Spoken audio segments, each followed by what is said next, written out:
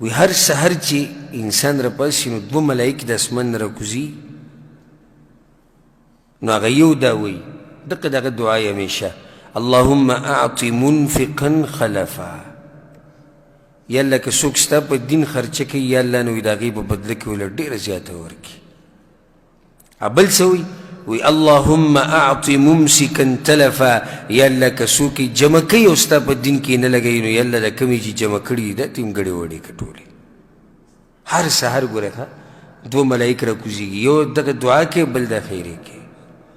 او پیغمبر صلی الله علیه وسلم حدیث کو امام احمد بن حنبل رحمه الله راوړی ایاکم والشح ځان ګورئ د بخل نه لرې ساتئ فانه اهلک من کان قبلکم ستاسو نه مخکیني امتونو په منځ کې چې کوم اختلافات راغلي دي یو بلې وجلي دي او یو بلې تباه کړي دي هم د دې بخل د لاسه او په صحیح مسلم کې حدیث دی ما نقص مال من صدقه چا چې صدقه ورکړې ده نو مال یې